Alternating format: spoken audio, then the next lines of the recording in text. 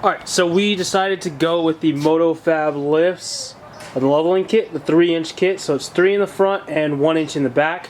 So there's a 1-inch spacer for the rear leaf springs, and then a 3-inch lift or 3-inch extension on the front, I believe. So it comes with some nice hardware, comes with nice baggies, pretty nice. So we have nice stuff here, and we're gonna throw it on here really quick. So first we're gonna jump into the front, and then we're gonna do the rear afterwards.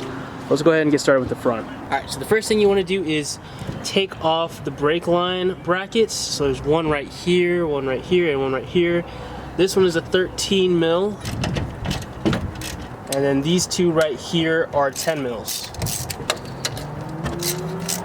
Now this will give us some slack in our brake lines, so whenever we move up and down, travel the suspension, it won't be tugging on our wheel speed sensors or our brake lines itself. The next thing you want to do is take off the upper ball joint nut, tie rod end nut, and the top of the shock tower, the top of the coilover nuts at the top. There's 3 of those, one right here and then one right here. So for this top ball joint, I'm just using a 3/4 size wrench. You can use 18 mil also, but these are both work just fine. So, and then the tie rod end here is, I'm just using a 7/8 size, or you can use a 21 mil. Now once you get the tie rod end out, you just want to get your hammer and just hit the bottom of it up. Cool. And then after that, you can get the tie rod end out. I'll leave that in there for now. Let's take the top nuts out of the coilovers. I don't know if you guys can see, but in there are the coilover nuts. So there's 1, 2, and then 3 over here. I'm just going to use an 18 mil for those top 3 nuts.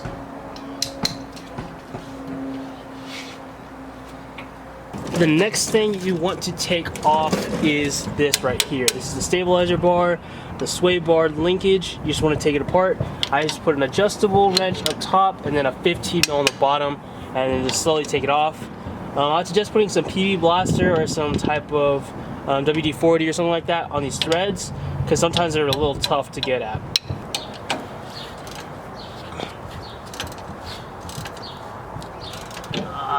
Fuck, this takes forever. I hate this fucking shit.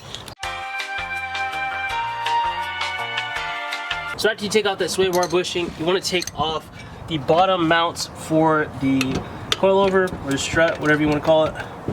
These are just 15 mils. Now once you get these 2 bolts out, it's time to take out the strut. Alright, take out the strut. Pretty simple. Just kind of gotta get it unhooked from the bottom there. I need to take out this tie rod. And this thing is actually pretty fucking heavy, pretty damn heavy, so be careful, watch your hands. You don't want to pinch yourself, because that'll suck and it'll make you not want to do anything anymore. Alright, let's roll this out, and let's install our spacer. What you want to do is drop in these. These come with the kit. They're Allen bolts, so you just drop them in, and you screw them in to the threaded holes. There's 3 of them. So I'm just going to thread these in real quick. Then I'm going to get my size 8 Allen key and just screw them all the way through. Now these are going to act as the studs to mount the shock. Once it's done, see how it's going to be a stud. See that? So I'm just going to quickly go through and tighten these down. You just kind of want to tighten these down pretty snug. I just like to kind of crank down on them a little bit. Just like that. Alright, now we can install it on our coilover. Now, to install on the coilover, you just drop it on. There's only one way it goes on, so you just kind of got to rotate and kind of guess. Oh, got it the second time. There's only one right way to put it on, and then you just want to use these supplied nuts. These are nylon locking nuts, so you don't need to use any Loctite if you don't want to. And I believe these are 17 mil nuts. So I'm going to get my 17 mil deep socket, tying this down, and then we get to have the fun and the pleasure of separating the ball joint from the knuckle. Pretty much how you separate it is you just want to hit the side of the knuckle right here, kind of surrounding the ball joint. You don't want to hit the ball joint or anything, and if you use one of those pickle fork things, you'll probably damage your ball joint. So just hitting it from the sides will be just good enough. This truck is damn near pretty much brand new. Not that many miles on it, so everything's pretty new, and there's nothing rusted really or corroded on this stuff. If you have a really old truck and stuff is really stuck together, then you're gonna have a really good time. But today, hopefully this will go. Alright, the postman just came by, dropped off some car parts. So let's go ahead and take a quick break for some car. Damn, you can't even see me. Pedal pads, shifter bushings. Also, oh yes, finally, I have some damn door handles for the DSM. My door handles broke on my Eclipse, so I can't get in or out.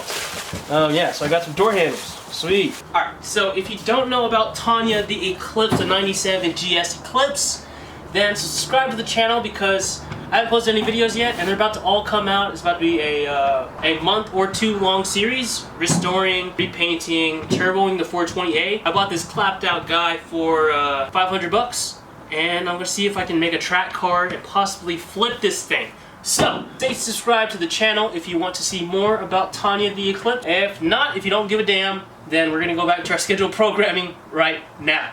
Alright, so I got it off, got it down, I just kept on hitting the sides, and then eventually it came free. So, now here comes a tricky part. You want to make sure you put in the coilover with the two studs in the back, as you can see right here. Two studs in the back, towards the back, and then it won't. Because if you put it the original orientation, that spacer will throw you off because it reverses the studs. See how there's one now in the back? So you want to turn it 180 degrees, so there's two studs in the back, mount correctly. And again, this is really heavy. Now, if you guys are yoked and you guys are strong boys, you guys are probably making fun of me because this is probably kind of light for you guys. Let me break something to you guys. I don't lift. So, you want to put it in this way, and important to line up the bottom first. You kind of want to start those screws first, because if you start up top here, it won't line up right on the bottom. Alright, so I'm just going to set that there, and now I want to get the jack under here and start kind of jacking up so the lower control arm kind of evens out, so I can stick in these screws, these bolts, and then pretty much once I get this in, it's time to clean everything up and tighten everything up. So it's pretty simple. I don't really need to explain shit. It's just putting it back together.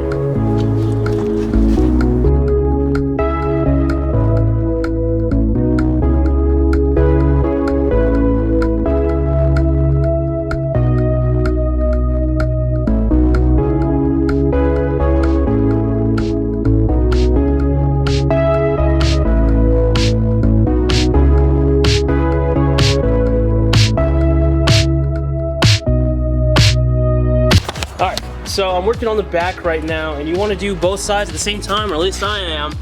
And it's pretty simple. You want to take out the rear shock, and then take out the leaf spring bolts. So there's 4 of those, and then there's one right there. 21 mil. And then I'm going to drop the axle down, and then put in those blocks.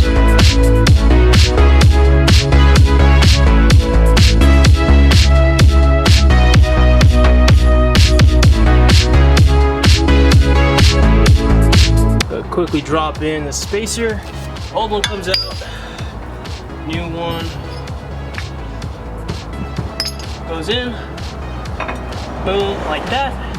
And it should rise up, and there's a hole right here that the hole in the leaf spring lines up with. So I'm gonna go ahead and raise this side up, go back to the other side.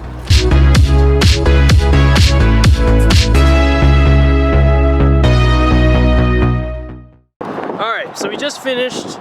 We're going to give you a quick overview on what the hell went on with this thing. So, excuse the wind please.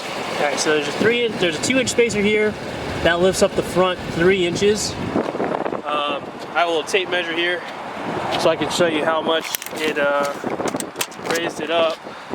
If you guys are wondering, it's about 10 inches of clearance in the front, and then in the back there is about 10 inches of clearance. It's leveled out. In the back there's some blocks that go under between the leaf spring and the axle, and you get new U-bolts and hardware for that. There's no shock extensions or anything like that. Pretty easy install. And as you can see, the truck looks pretty nice. Hopefully you guys can see that before and after. It looks pretty level. I don't know what's next for this thing, but so far it looks pretty dope. Alright guys, that'll be the end of the video for the leveling kit install. There'll be links in the description below if you guys want to buy this for yourself or do it to your own truck. Anyways, if you guys like the video, give it a thumbs up, comment below any comments, questions, or concerns. I do my best to answer comments. And if you like the videos and you want to subscribe to the other builds on the channel, hit the subscribe button. And with that, I'll see you guys later. Peace.